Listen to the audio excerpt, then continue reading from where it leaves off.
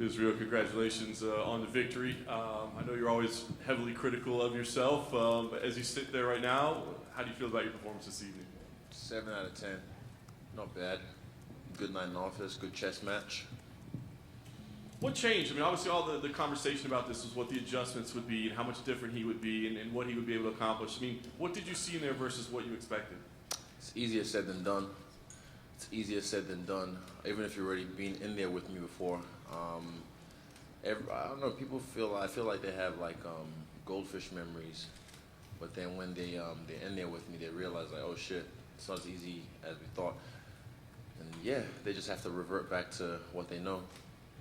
On two of the judges' scorecards, he won the final 2 rounds. So I'm curious, kind of. He won the final 2 rounds. Yes. Okay. So I'm just curious, did you feel that he was gaining some momentum or gaining some steam? Did you feel it was being more problematic as the fight was wearing on? Nope, not really. There was one point he was circling on the outskirts of the octagon, and I was cutting him off, and I was like, that's my trick. And I said it to him, I know that trick, that's mine. And I just went back to the center of the octagon, and went back to work, established the middle. You guys had a nice exchange afterwards. Obviously, there's been tension between you two guys along the way. I'm just curious, can you share kind of what was shared between you two in there? I said, I don't like you, you don't like me, but I respect you. He said the same thing, and he said, I'm sure in another life we'll be friends. I said, maybe. But yeah, we're just 2 guys trying to be the best in the world. But tonight I'm the best in the world. He believes the 3rd fight's inevitable. Do you see that in your future? I said maybe. I said you rack up some good wins, and I'm sure I'll see you down the line. I say that to kind of like just, pat him on the butt. Just, good job, kid. But we'll see. I mean, the division's filled with killers. It's filled with killers, but I'm looking forward to fresh meat. You mentioned Jared Cannonier's name as potentially that fresh meat. I'm curious, how much did you get to watch? I mean, obviously you're prepping, getting ready. So were you watching in close detail, and what did you think of his performance? Not close detail. I just saw bits and pieces. I think he even got rocked. I saw he got taken down. Then he elbowed Brunson. So I didn't really take stock. I'll go back and watch the fights later on and just see what it is. But he made a statement, and I even told him after the weigh-in, not the ceremonial ones, the official weigh-in. I said, look, please take this guy out so I can get some fresh meat. And he said, bro, I'm trying to work. I'm like, me too. So I'm a man of my word. Last thing for me, you say it's a 7 out of 10, but it is another title defense. It's another victory. But let me just. This is my 5th title defense. I don't know why people keep saying it's my 4th. It's my 5th because it just makes no sense. I was the interim champion. I still have that interim belt. And in the interim, I'm the champion. If he beat me at UFC 243, that would have counted as a defense of his belt. So when I beat him, that's not you just unifying the belt. That counts as a defense for my belt because I haven't updated all the rubies. I still have 2 rubies. I need to update them to like 5 or whatever it is. But yeah, stop saying 4 title defense. That's my 5th title defense. Put some fucking respect on my shit. Fair enough. I guess I just wanted to ask you what the vision is now, right? I mean, you got this new contract in hand, and I know that you are kind of looking towards the future. I mean, what is it that you want to accomplish now in this next phase of your career?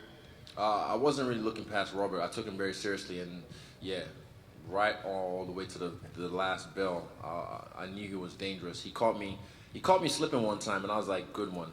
Because I was really aware of it on the clinch. When we break away from the clinch, he was going to hit me. And he caught me one on this side, and I was like, good one. I acknowledged it. Well, yeah, I had fun in there. I just want to watch it back and just study that fight. But yeah, I look forward to fresh meat. Israel, right here. People online said you looked physically bigger than your previous fight against him. You put on more muscle. Did you feel like a bigger sense of strength in there from your previous fights? Yeah. Is that Booker T? It is. 5-time UFC fucking champion. Oh, I was like, is that Booker T? What the fuck? Holy shit. Sorry, just being a fan. No. The fuck is he doing? It's his city. Oh, shit. My man. Respect to you, bro. Yeah, my boy Chance, he got me swole during the lockdown in New Zealand. 3 months, we did like pretty much home prison workouts every day, and that was where the whole narrative of fuck the noise came from, because everything in New Zealand was just accredited press only, and I was like, fuck the noise, just work. Let's just work. So yeah, I got jacked. I know you said you like fresh meat. Another fighter not in your division named Hamzat's been tweeting at you this fight. Has he? He said, easy money for me, 0 wrestling, 1 rounds, I'm going to kill him. Okay. You just mentioned there about the noise in New Zealand. I saw you share something to your story about how much New Zealand will be mentioned tonight with you and your teammates. Do you think maybe that your performance tonight and the fact that you guys are being able to represent your country should perhaps tell some people in your country that you guys should be considered athletes of that country? It's the most stupid thing. I put something in my story this morning that my coach, Suns, put up. I don't want to fuck it up, but he pretty much just had like the stats of, you know, we've got 3 fighters from Auckland, New Zealand fighting tonight, and we're representing the country, right? And the reach that UFC has, how many countries this is going to be viewed in throughout the world. And yet, you know, when we're doing great, they want to pat us on the back and try and piggyback on what we're doing. But then when they had the chance to shaft us, that's why what they did to Dan Hooker, that still pisses me off. I don't want to give him too much sign because fuck the cunt anyway. But yeah, we're self-funded, self-made. We never had any handouts from the government. We've done this shit ourselves, and we don't need them. You know, one of the stories going into this fight was, the grappling. Look what happened in the Yan fight. Rob can change his tactics and use his grappling. You said you were looking forward to those moments where he would clinch with you. Are you happy that you got the opportunity to show your own defense? Yeah, but I wanted to show more offense. I just have to watch this fight back. It's always not as accurate when I speak on it before. You need your shower, right? Yes, my shower, my infamous time to myself just to reflect, because everything is so much stimulus. Everyone's coming at you and this and that and dragging you in this way. So I need my time to myself to kind of soak this all in and just like really see it for what it was. But yeah, I did well. It was a good chess match. I don't know. I heard he thought he won the fight or some shit. I don't know what he and Victoria was sipping on to think well, maybe it was Costa's wine. I don't know, but fucking hell, he did not win that fight, and he knows it. But yeah, same thing. He needs to go have a shower as well and reflect and realize that that's not true. He did say back here that he did feel he'd done enough to win the title. You don't do enough to win the title. You take the belt. This is not how this works. I did enough. No. He also said that he thinks you and him are essentially just on another level to the rest of the division. I'm curious if you agree with that assessment. Yeah, but I mean, he's a few steps below me as well. Congratulations. Thank you. Izzy, at the back over here. Oh, sorry, you go ahead. All right, thank you. Izzy, one of the things I've noticed and admired about you during this fight week is that you're not afraid to be who you are. You're not afraid to cry. You're not afraid to wear nail varnish. You're not afraid to show your feminine side in an industry where most men are trying to flex their masculinity. Grr. And it's a pretty refreshing juxtaposition. So I wonder, have you always had that courage, or did you get it from the principles of fighting? I think it's just no. I mean, doing things like this in the all-boys school, you get fucking beat up. You get fucked up for being weird and different. But yeah, I don't know. Who's gonna tell me shit? You're gonna diss me about my nails? You're gonna diss me about my pearls? Or what? Like, I don't care. And also, no one can tell me shit. There's a meme I saw one time with Jackie Chan. He was dressed all weird and said, like, no one can tell you how to dress when no one can beat your ass. So, yeah, I'm just authentically me. And if people like it, they do. If they don't, oh well, they're gonna keep watching. All it is look, it's attention is the currency. You're not gonna pay money to watch my pay-per-views, cool, but you're gonna pay attention. You're gonna be on my social media running up numbers, and that all helps. So yeah, you ain't gonna pay money, but you're gonna pay attention. Easy over here. You're making this look easy, lapping the middleweight division. Do you think going back up to light heavyweight is in the cards for you? Later on down the track, but right now, I like fresh meat at middleweight, and I'm glad I have a new contender in Jared Cannonier, so I look forward to June. I'm thinking June for that one. I know it's not just me, it's me and my coaches, and yeah, but I'm sure they'll agree. June, we can take that out. Congrats, champ. Thank you. Do you already feel like, sorry, over here. Oh, so You obviously signed this massive new deal during the week. Congratulations on that, and congratulations on tonight. But do you already feel like you might be underpaid after tonight's performance? underpaid. Yeah. No, like I signed this bout agreement on Monday. So, and I don't know this narrative of like, they just gave me a new deal because of what was happening with Francis. I'm like, no, my dealings with the UFC don't need to be brought forth because every case is different. With Francis's case, that he needed to bring that forward because it was atrocious, and I respect him for that. And like I said, this is the first step, you know. Dana already said they had dinner with him before they went back to Cameroon. They're gonna have dinner when they come back. So yeah, people make mistakes. You know, the UFC is filled with humans. Humans make mistakes, human error. But we can always amend those mistakes. And honestly, rising tides lifts all the ships. And with this, I feel like it's the first step in this trickle-down effect to the rest of the fighters and lifting everyone up. I'm not saying like pay the debutants some crazy money. I'm just like, nah, pay them enough to be able to, you know, train, feed their family, and actually not have a second or third job. You know, because we're UFC fighters. I love this company. I've been wanting to be part of this company. You saw my post when I was here in this same fucking arena 7 years ago for UFC 192, practicing on the scale before I got yelled at.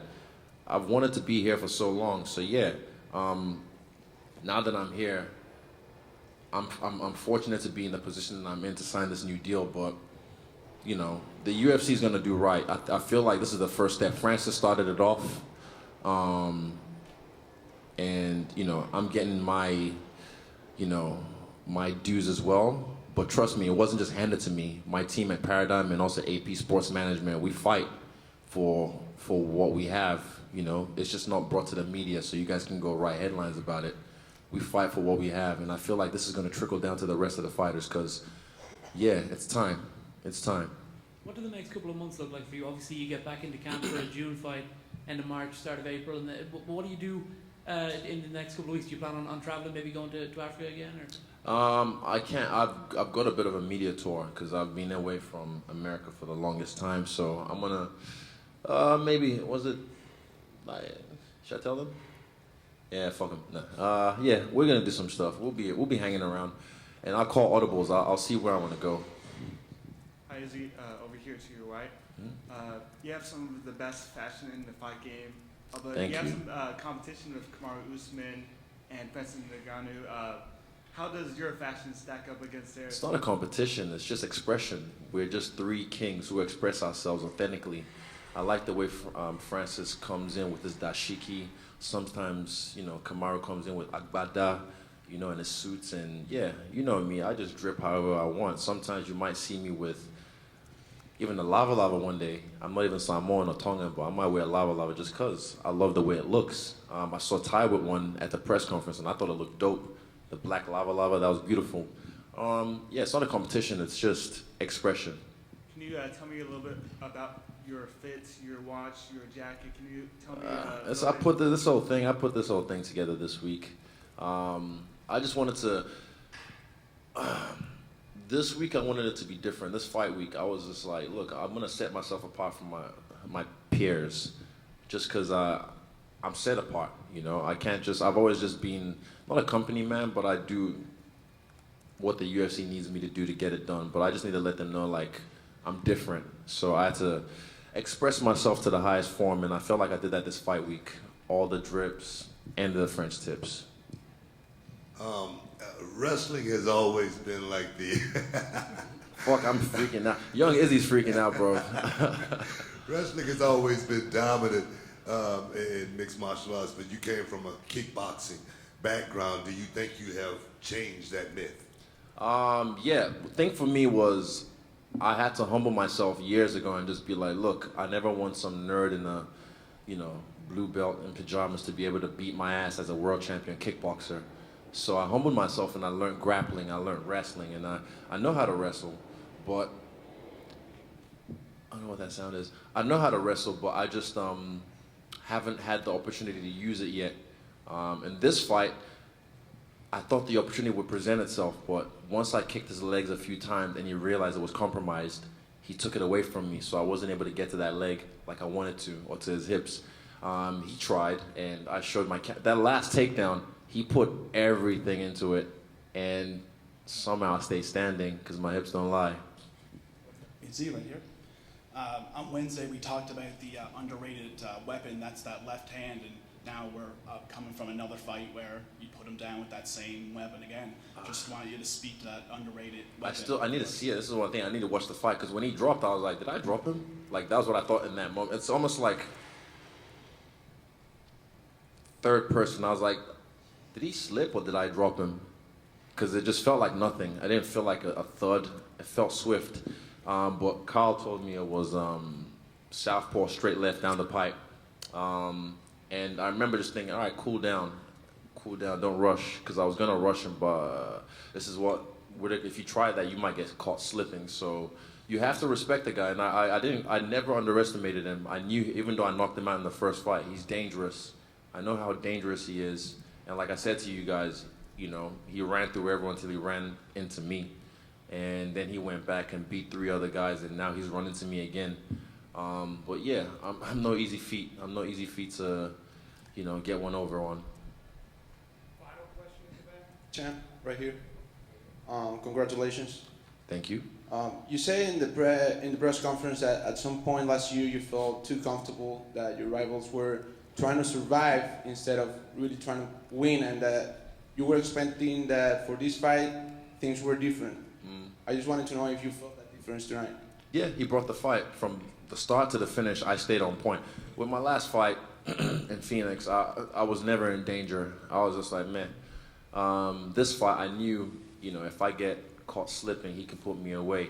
I liked his double jabs, and then eventually he turned into a triple jab, and I was like, okay, that's a good change up. But I was still able to get away from it most times. What else?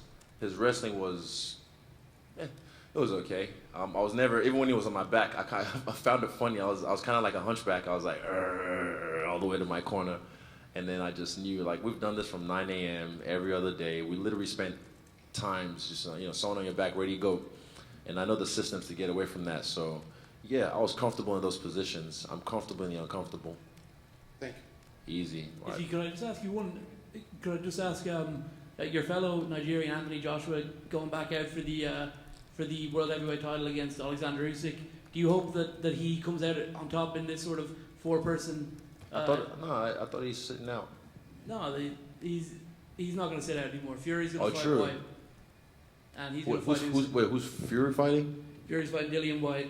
Anthony's fighting Usyk, and then hopefully the winner of those two fights each other. Do you hope that Anthony becomes the undisputed champion? Of course, I always root for my people. Anthony, he's a formidable guy. He's run into some, you know, problems with, and Usyk's a phenomenal boxer. Wow, amazing. But yeah, I believe, you know, anyone can beat anyone at any given night. But I always root for my people.